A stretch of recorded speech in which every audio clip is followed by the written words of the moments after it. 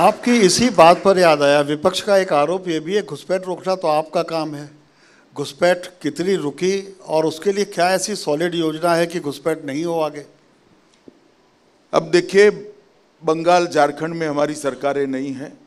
मैं इस आरोप का डिटेल जवाब भी आपके मंच पर देना चाहूँगा।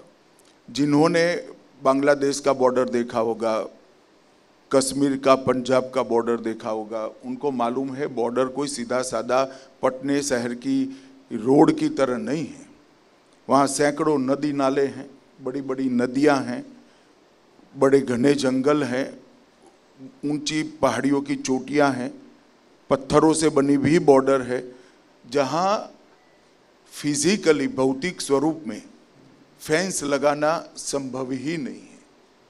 वहाँ पर 24 घंटे निगरानी भी संभव नहीं हो पाती। बारिश के समय में तो बड़ी से बड़ी निगरानी की बोट भी बह कर चली जाए, गंगा इतने फोर्स से बहती है। इन लोगों को दिल्ली की लुटियन में बैठकर बात करना है, कभी बॉर्डर जाकर देखे तो मालूम पड़े। तो बॉर्डर में कई ऐसी जगह हैं जहाँ पर टोपोग्राफी के कारण, क्लाइमेट के कारण, नदी के बहाव के कारण घुसपैठ नहीं रोक सकती।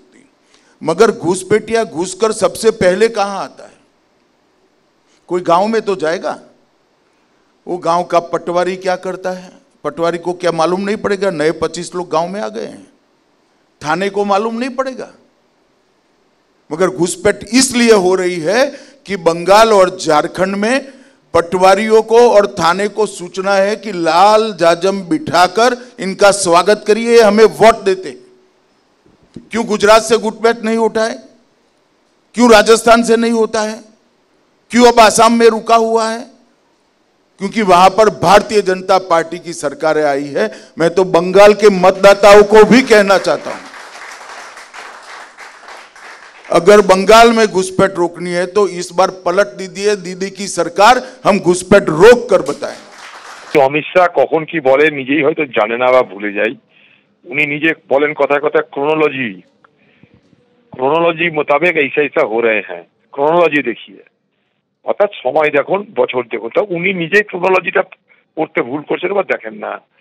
উনি এনআরসি আইন আনলেন, সিএএ আইন আনলেন, আমাদের দেশ থেকে সমস্ত অবৈধদের বাংলাদেশে পাঠাবে বা পাকিস্তানে পাঠাবে, আর ওখানে যারা অত্যাচারিত ধর্মীয় কারণে তাদেরকে সবকে ভারতবর্ষে জায়গা দিবে। আচ্ছা বলুন তো, কত বছর পার হয়ে গেল? 5-6 বছর পার হয়ে গেল, কোনো তথ্য দিতে পারবে? বিহার সমাগম অনুষ্ঠানে কেন্দ্রীয় স্বরাষ্ট্রমন্ত্রী অমিত শাহ বলছেন, কোন রাজ্য সরকারের কোন সিদ্ধান্ত কি কোন অনুপ্রবেশকারী নিতে পারেন?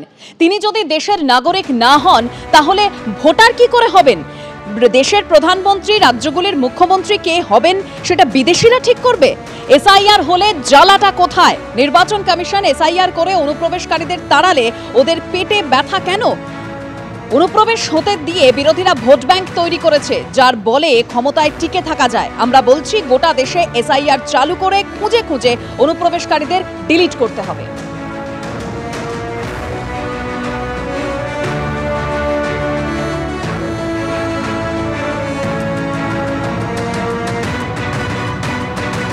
বিহার সমাগম অনুষ্ঠানে এরকমই দাবি করেছেন কেন্দ্রীয় স্বরাষ্ট্রমন্ত্রী অমিত শাহ। শুনুন।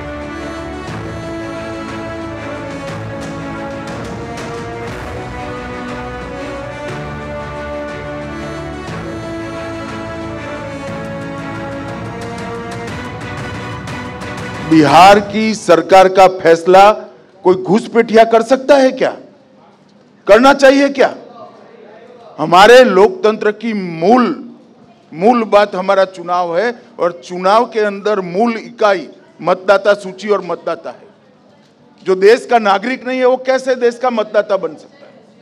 हमारे देश का मुख्यमंत्री कौन, राज्य का मुख्यमंत्री कौन हो, देश का प्रधानमंत्री कौन हो, वो विदेशी नागरिक तय करेंगे क्या? और क्या मिर्ची लगी है उनको?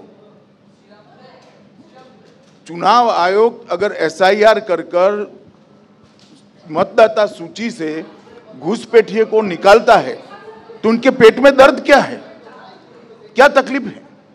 क्योंकि उन्होंने घुसपैठ होने देकर वोट बैंक क्रिएट किया है, जिसके आधार पर वो सत्ता पर रहना चाहते हैं। और हम as a Bharatiya Janata party चुनाव आयोग के इस फैसले का स्वागत करते हैं कि पूरे देश में एसआईआर होना चाहिए और चुन चुन कर घुसपैठियों को डिलीट करना चाहिए। अब आसाम में रुका हुआ है क्योंकि वहां पर भारतीय जनता पार्टी की सरकारें आई है। मैं तो बंगाल के मतदाताओं को भी कहना चाहता हूं,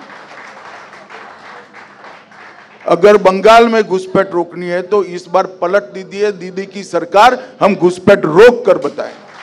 ममता दीदी तो कह रही हैं कि हम एसआईआर होने ही नहीं देंगे वहां पर। वो तो कहेगी, वो तो संविधान से ऊपर के लोग हैं, वो संविधान के ऊपर जीते हैं भाई, हम तो संविधान के चार कोने में जीने वाले लोग हैं।